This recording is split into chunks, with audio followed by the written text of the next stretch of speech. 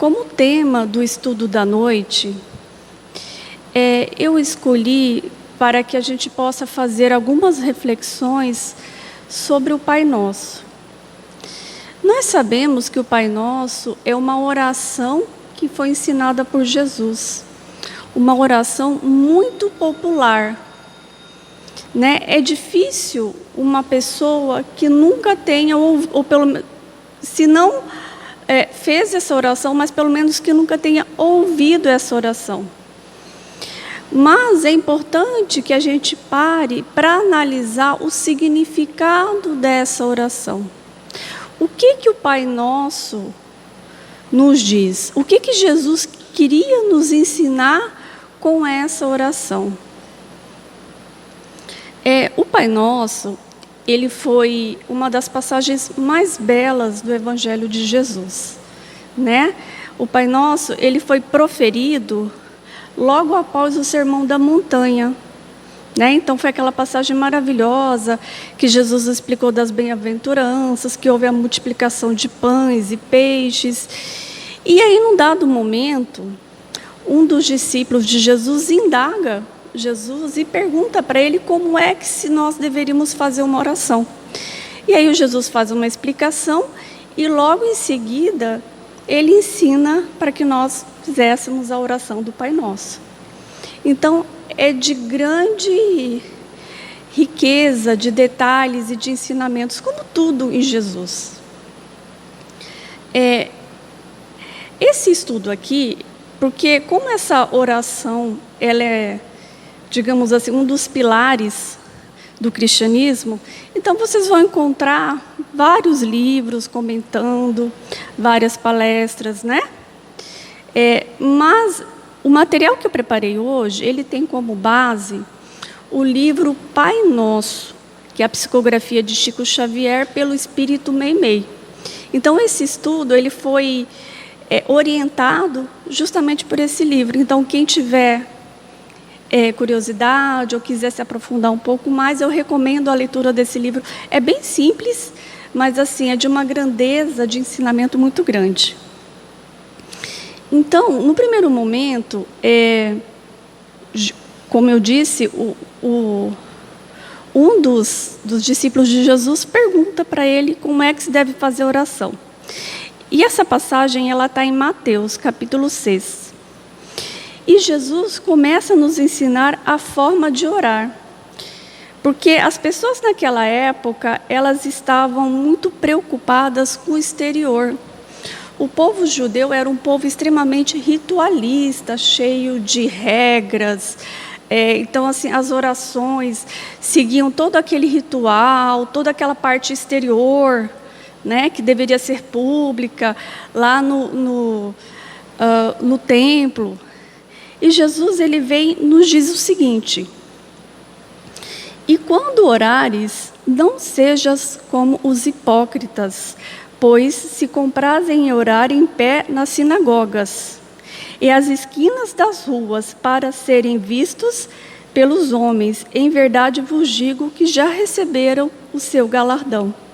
Então Jesus aqui ele está nos dizendo da simplicidade, que quando a gente for orar, não há necessidade de exteriorizar, né? Que o significado da oração não é para a gente aparecer em público, não é para demonstrar que eu estou orando.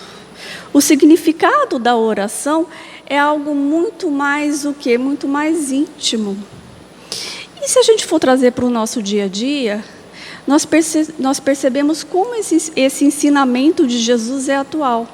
Porque nós estamos numa era que tudo é postado em rede social. Tudo que a gente faz é postado em rede social.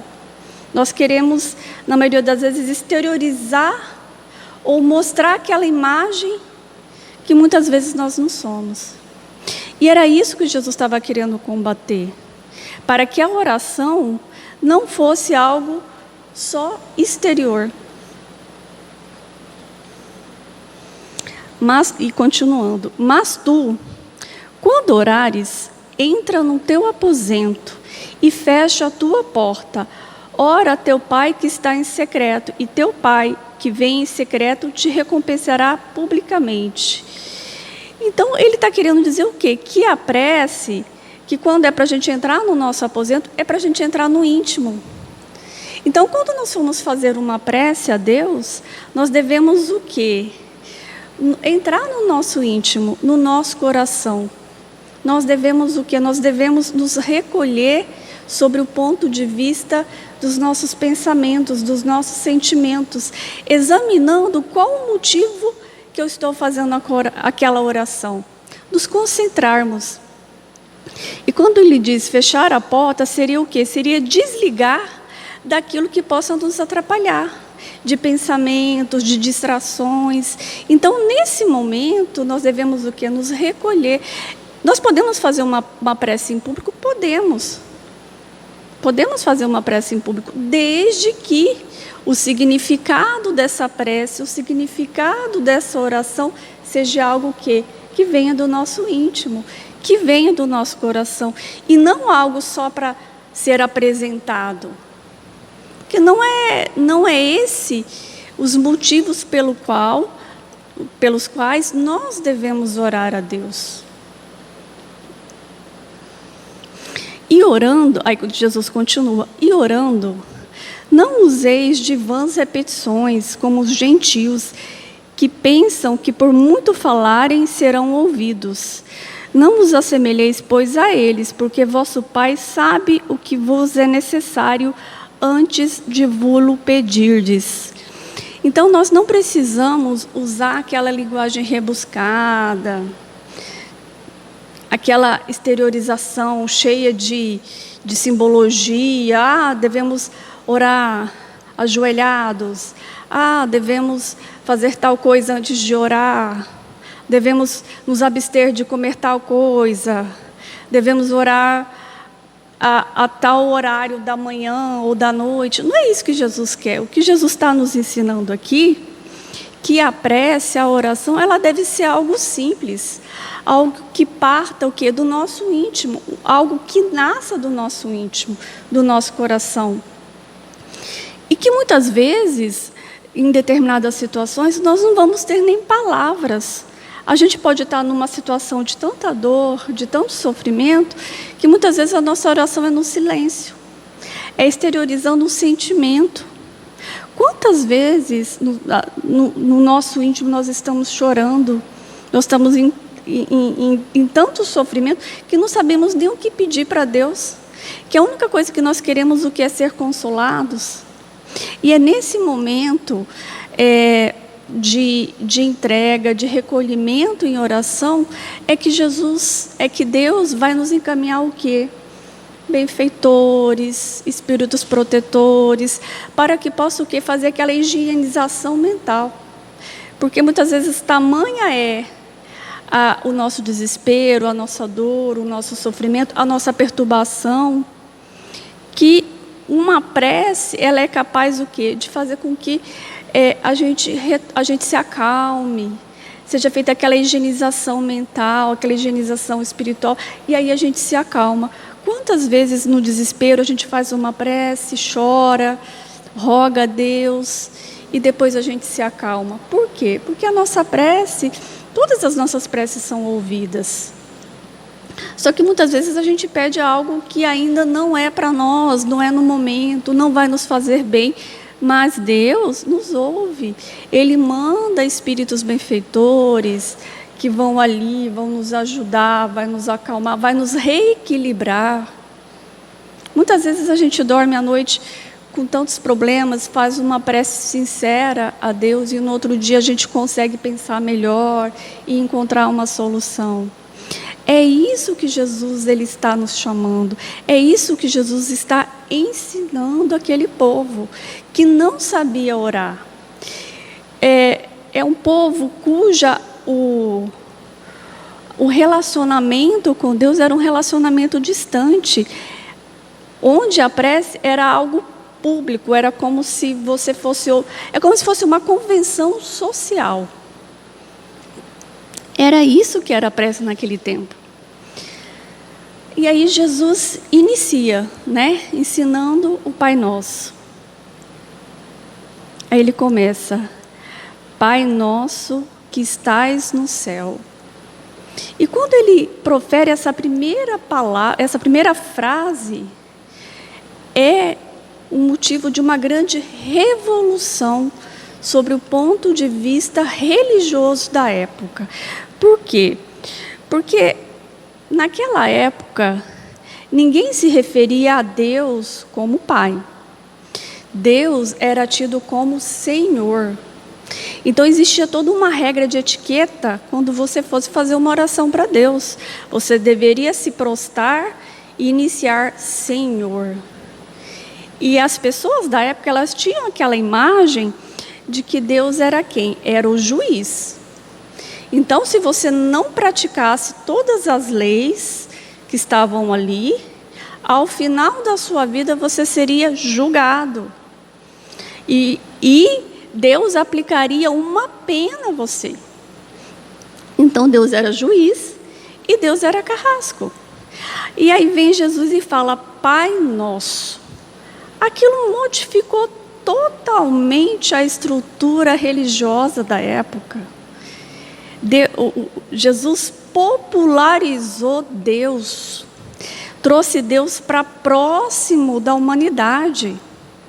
Jesus fala assim, humanidade, Deus é o seu Pai. A figura do seu Pai, daquele Pai diligente, que educa, aquele Pai amoroso, que tem paciência com o filho pequeno, esse é Deus. E mais, aqui Jesus fala, Pai Nosso, ou seja, que Deus, além de ser nosso Pai, Ele é Pai de todo mundo. Ele é Pai do judeu, Ele é Pai do romano, ali Ele vai ser Pai da viúva, do escravo, do ateu. E isso tira dos doutores da lei, ou das pessoas que cuidavam lá dos templos, né? Tira deles aquela exclusividade de Deus. Ou seja, Deus é popular, Deus é Pai de todo mundo. E ao mesmo tempo mostra para aquele povo que todos ali eram irmãos.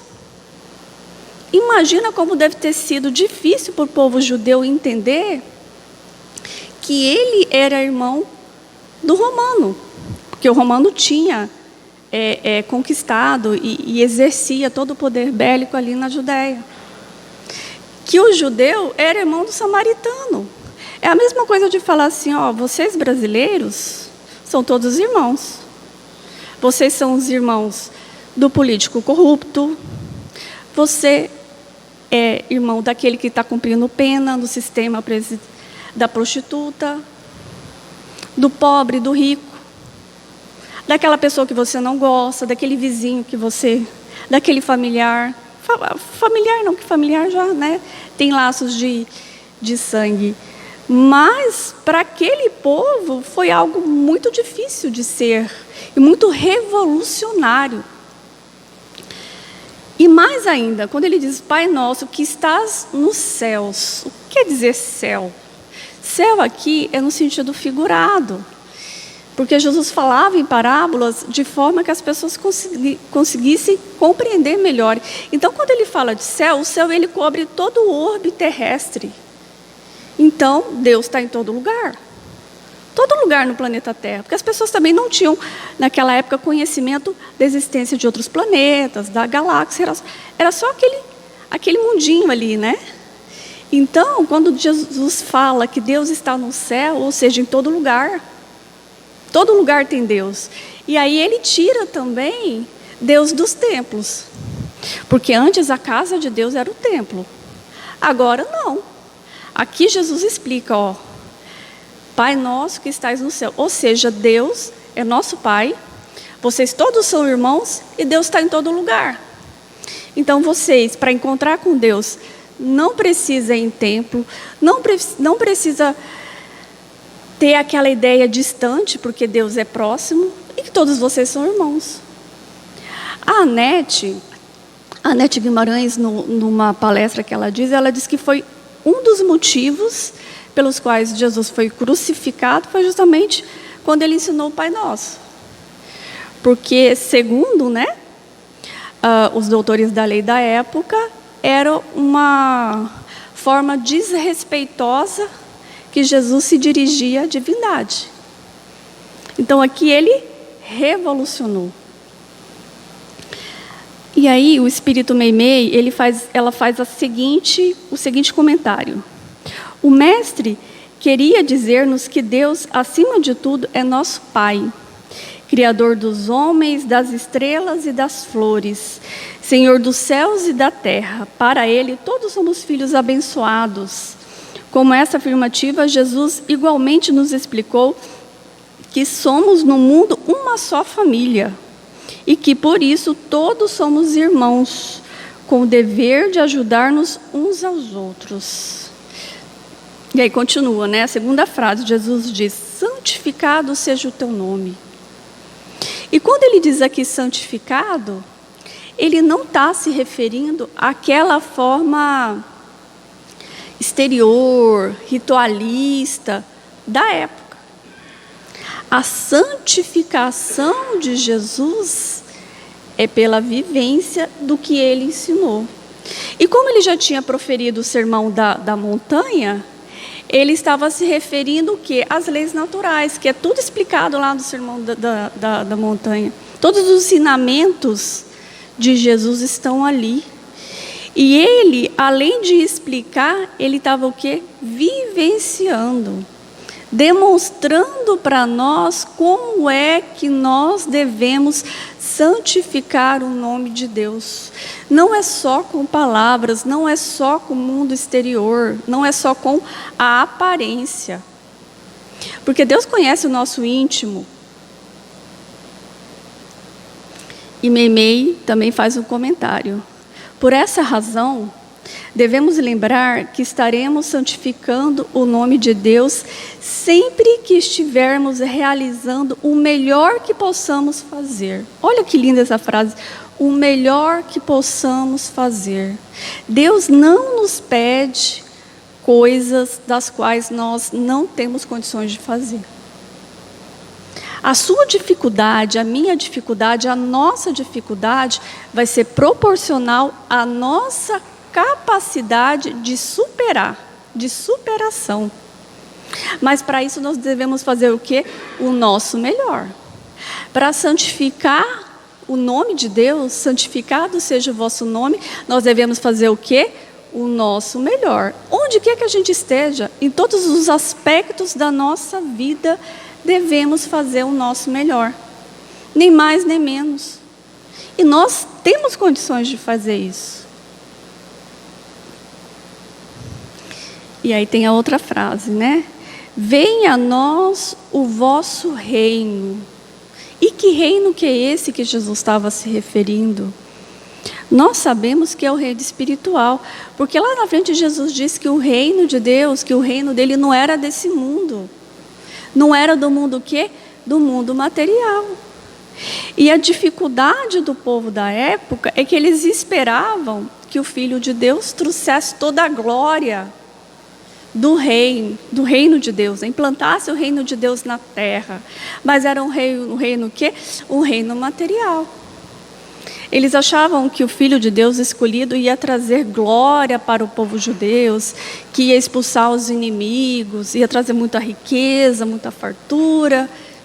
E aí Jesus trouxe tudo isso. Mas era a riqueza, a fartura de sentimentos, de exemplos, de ensinamento. Eram os sentimentos, a moralidade, o conhecimento. Tudo isso é que ele trouxe para nós. E por que ele fala que venha a nós o vosso reino? Porque sabe que o reino de Deus ainda não está dentro de nós. Porque o reino de Deus é o que? É uma construção íntima de cada um. Nós temos gravado na nossa consciência todas as leis divinas. Se nós executarmos todas as leis divinas, nós chegaremos ao reino de Deus. Nós implantaremos o reino de Deus agora. Mas nós ainda temos essa dificuldade. Nós ainda estamos o quê? Estamos caminhando para isso. Ontem foi mais difícil que hoje. Hoje já sou melhor do que eu fui ontem. Nós estamos na nossa melhor versão. Mas para que a gente possa caminhar mais, nós devemos o quê? Desenvolver todas as virtudes que já estão na nossa consciência. São sementes que foram plantadas por Deus. E que nós temos que trabalhar para desenvolver o reino de Deus em nós. E assim a gente conseguiu o quê? Exteriorizar, né? Nós estamos aí no momento de transição planetária, né? Nós espíritas recebemos conhecimento através de livros que falam dessa transição, dessa mudança, né? Da categoria do nosso planeta, de provas e expiações para um planeta de regeneração. Então, isso significa o quê? Que nós estamos o quê? Desenvolvendo o reino de Deus dentro de nós. E isso faz com que a gente faça o quê? A gente exteriorize e mude tudo aquilo que está ao nosso redor para melhor. Mas é uma construção, é um trabalho, é um caminhar. E como diz o Espírito Meimei, nós devemos o quê? Realizar o melhor que podemos fazer. Sempre o melhor. E aí Meimei faz uma pequena consideração. Meu filho, se procuras a bênção da felicidade, não te esqueças que o reino do céu começa em nosso próprio coração. E de que o primeiro lugar onde devemos trabalhar por ele é na nossa própria casa, onde vivemos. Então vamos trabalhar o nosso coração e vamos começar a vivenciar esse reino de Deus nos nossos lares. Muitas vezes nós queremos fazer coisas grandiosas, mas Deus não espera isso de nós. Ele sabe das nossas fragilidades, das nossas dificuldades. Então vamos dar o que nós temos de melhor. Vamos realizar o máximo que a gente puder, começando nos nossos lares. Aí continua Jesus. Seja feita a vossa vontade, assim na terra como no céu. E aqui Jesus vem nos lembrar a necessidade de nós aceitarmos os desígnios de Deus, de nós termos a confiança de que nós estamos no local correto, que nós nascemos na família correta, com as dificuldades as quais nós precisamos vencer, e que Ele nos provê de todos os instrumentos, todos os meios, todo o auxílio necessário para a gente conseguir fazer o nosso melhor, para fazer com que a gente vença essas nossas dificuldades.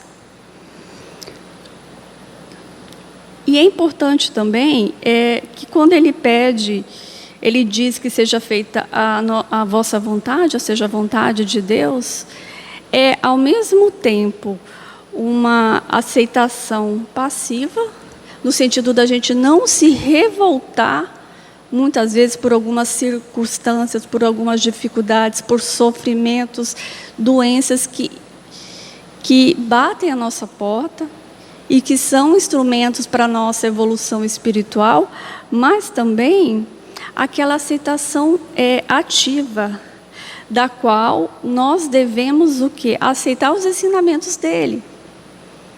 Agir de acordo com os ensinamentos de Jesus. Então, se eu tenho um parente difícil, eu tenho um familiar complicado, que eu tenho problemas sérios de relacionamento, ao mesmo tempo que eu aceito esse irmão como ele é, eu procuro amar ele do jeito que ele é, eu também vou fazer a minha parte para que o meu relacionamento com ele melhore. Vou procurar compreender, avaliar se eu não tenho que mudar alguma forma de tratar, alguma atitude, porque essa aceitação ela não é só passiva, ela é ativa também, no sentido da gente se mobilizar para melhorar aquela situação. E aí quando ele diz, né, seja feita a vossa vontade, assim na terra como no céu. Assim na terra quer dizer aquela porção do mundo material, quando exterioriza as nossas ações. Então, e quando fala como no céu, seria a gente aceitar isso interiormente. Porque muitas vezes a gente passa por uma dificuldade, por alguma provação, e externamente a gente fala, não, está tudo bem, é vontade de Deus, é assim mesmo. E para todo mundo, a gente demonstra que está tudo bem. Mas e no nosso íntimo, será que está? Ou a gente fala que perdoou aquele irmão, só da boca para fora, não, eu te perdoo. A pessoa vem te pedir desculpa, não, eu te perdoo. Não, tudo bem, te perdoo. Mas e o nosso íntimo? Então, seja feita essa vontade, assim na terra, ou seja, exteriormente, como interiormente. Trabalhar os nossos sentimentos. Se eu vou perdoar, então é que eu realmente procure perdoar verdadeiramente. Se eu for aceitar aquela dificuldade, eu não vou reclamar. Mas aí fica remoendo aquele sentimento que vai fazer com que a gente adoeça. Então é isso que Jesus está querendo nos ensinar. Essa aceitação exterior, assim na terra como no céu. Ou seja, aquela aceitação interior também. E aí, continuando, ele diz, o pão nosso de cada dia nos dai hoje. E esse pão nosso? Porque nós sabemos que o pão, a simbologia do pão, Jesus fala mais do pão espiritual, ou seja, a palavra, né? Que é o alimento do nosso espírito. Mas nós estamos encarnados também. Nós também precisamos do pão físico, não precisamos? Não precisamos de comida, de remédio, de abrigo. Precisamos. Então, o que quer dizer isso aqui? O pão nosso de cada dia nos dai hoje. Jesus está falando aqui dos dois pães. O pão material, que todos nós precisamos do pão. E quando a gente pede o pão material, não é para cair do céu, né, gente? Porque Jesus, antes de mais nada, ele era... o exemplo dele era aquela pessoa ativa, que estimulava, né? Que dizia, a tua fé te curou. Ou seja, ele não curava, mas ele estimulava que a pessoa desenvolvesse a fé, a vontade, o desejo de mudança. Então, esse pão material aqui é no sentido de nós pedirmos a Deus os instrumentos, os meios de nos sustentar na Terra, porque todos nós que estamos aqui no planeta Terra, encarnados, precisamos nos sustentar pelo nosso trabalho. Jesus está dizendo aqui da lei de trabalho, da necessidade de nós pedirmos, mas também de nós agirmos. Não adianta a gente sentar e esperar que vai cair do céu, porque não vai. Se você quer melhorar de trabalho, então estude, se esforce, busque meios, né, de conseguir o pão nosso de cada dia, o sustento. E aí ele vai falar também do quê? Do pão espiritual, porque a gente nem só de pão vive o homem, mas de toda a palavra que sai da boca de Deus. Porque nós somos seres espirituais, nós estamos encarnados, mas nós somos seres espirituais. E o alimento para a nossa alma, aquilo que nos dá força para seguir em frente, para vencer as dificuldades, é o que nós recebemos de Jesus. É a sua palavra que faz com que a gente tenha ânimo, tenha coragem. Veja o exemplo dele, veja que é possível a gente conseguir superar as nossas dificuldades. E aí a próxima palavra. Perdoai as nossas dívidas, assim como perdoamos os nossos devedores. E essas dívidas aqui? Perdoai as nossas dívidas. As dívidas aqui se referem ao quê? Às desobediências que a gente faz, às infrações, às leis naturais. Porque as leis naturais são leis universais que regem todo o universo. Todos nós estamos sujeitos a essas leis naturais. E todas as vezes que nós infringimos essas leis, isso nos causa uma dor. E a gente pede que Deus nos perdoe e retire essa dor. Então, quando a gente pede perdoar as nossas dívidas, a gente pede que Deus nos perdoe, para que a gente também consiga o quê? Ter a consciência tranquila. Porque também é complicado a gente se perdoar, né? Quando a gente faz alguma coisa que a gente sabe que está errado, aí fica aquele sentimento. Então, nós devemos o quê? Pedir para Deus perdoar essa dívida. Tirar da nossa consciência essa dívida, essa dor que foi causada por nós mesmos. Assim como perdoamos aos nossos devedores. Da mesma forma que Deus tira esse peso da culpa por ter feito algo errado, nós devemos também tirar dos nossos irmãos o peso dessa culpa.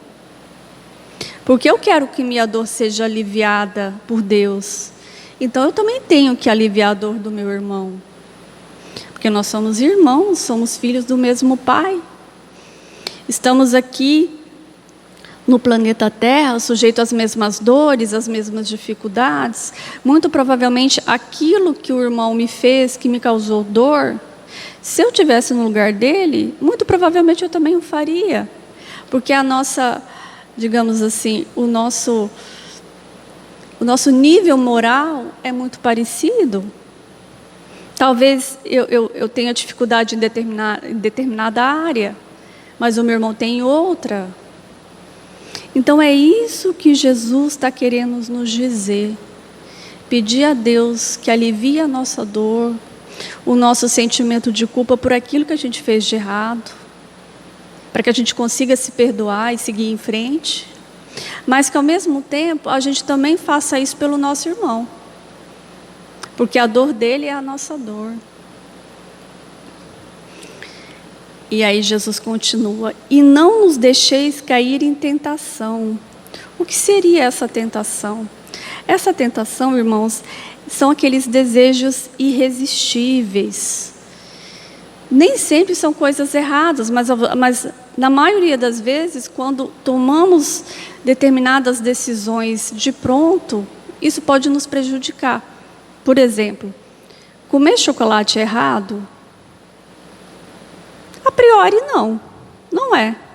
Mas se você for diabético e alguém chega e te oferece, você gosta muito, nós aqui estamos pedindo para que Deus nos ajude nesses momentos de decisão, da qual nós somos tentados por determinada coisa, por determinada situação, que nós tenhamos a clareza de fazer a escolha certa. Que, como diz Paulo, né? Eu tudo posso, mas nem tudo me convém. Nem sempre aquilo que está ali, que estão te oferecendo, vai ser bom para você. Então, que tenhamos o discernimento, rogamos a Deus, que tenhamos o discernimento para fazer as escolhas, para que as escolhas não sejam a nossa derrocada. E aí ele diz, por fim, né? Livrai-nos do mal, porque teu é o reino, o poder e a glória para sempre. Esse livrai-nos do mal, que mal é esse? Porque se Deus é nosso Pai, é infinitamente bom e justo, que Ele sabe o que é bom para nós, que Ele nos conhece, Ele vai fazer algo mal para nós? Não, Ele não vai. Esse mal a que Jesus se refere é o mal que está dentro de nós. É a nossa ignorância. É a nossa ignorância. E nós sabemos, pelas leis naturais, da lei de causa e efeito. Então, o mal que eu trago dentro de mim, a minha ignorância, quando eu deixo exteriorizar no mundo físico, quando eu faço algo ruim que prejudica alguém, isso vai voltar para mim. Lei de causa e efeito, lei natural. Todos nós estamos sujeitos a essa lei. Tudo que eu fizer de bom, de ruim, vai voltar para mim. Então, quando Jesus aqui nos ensina a pedir a Deus para livrar-nos do mal, é do mal que trazemos dentro de nós. Porque se nós exteriorizarmos esse mal para o mundo físico, fizermos mal a alguém, isso fatalmente vai voltar a nós e vai nos causar o quê? Dor e sofrimento. Porque nós somos os herdeiros de nós mesmos. Todo mal que nos acomete teve uma origem causada por nós. Então nós rogamos aqui a Deus para que nos livre do mal que nós causamos a nós mesmos. Porque teu é o reino, o poder e a glória para sempre. Aqui Jesus nos ensina que nós deveremos reverenciar a Deus como nosso Pai, nosso Criador, porque todo o reino, tudo que foi construído no planeta Terra, em outras galáxias, no universo, até mundos que a gente não faz nem ideia que exista, é obra dele. E é a Ele a quem nós devemos agradecer todos os dias, compreender que nós fazemos parte de uma grande família e que cada peça, cada um de nós é importante para Deus e que temos as condições necessárias para a gente conseguir construir esse reino de Deus, primeiramente dentro de nós, e exteriorizar para o local, o planeta, o mundo onde a gente está.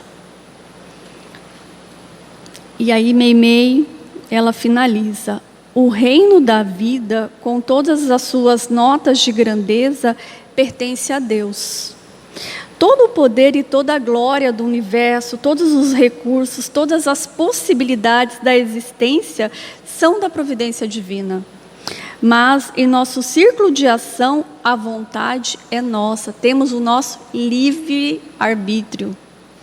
Se não ligamos nossos desejos à lei do bem, que procede do céu, representando para nós a vontade paterna de nosso Pai Celeste, não podemos aguardar harmonia e contentamento em nosso coração. Nas sombras do egoísmo, estaremos sozinhos, aflitos, perturbados e desalentados, porque egoísmo quer dizer felicidade somente para nós, contra a felicidade dos outros. Deus permitiu que a vontade seja um patrimônio propriamente nosso, a fim de que possamos adquirir a liberdade e a grandeza, o amor e a sabedoria, por nós mesmos como filhos da sua infinita bondade. Então é isso, meus irmãos. Agora que conhecemos um pouquinho mais da história do Pai Nosso, dessa oração, de como Jesus nos ensina a nos ligarmos, porque a prece é, antes de mais nada, uma forma da gente conversar com Deus, da gente se ligar por Deus, porque Deus está em toda parte, mas Deus, Ele respeita a nossa vontade. Então Ele não vai chegar até você se você não quiser. Ele não vai te consolar se você não o quiser. E a prece serve para isso, para a gente se ligar ao Pai. Mas se ligar pelos motivos corretos, pela forma correta, porque assim nós estaremos em sintonia. Como Jesus falou, eu estou no Pai, como o Pai está em mim. E um dia, com certeza, nós conseguiremos essa sintonia, porque Jesus nos disse que nós faríamos tudo o que Ele fez e muito mais. Então nós temos essa capacidade. Então vamos orar agradecendo a Deus.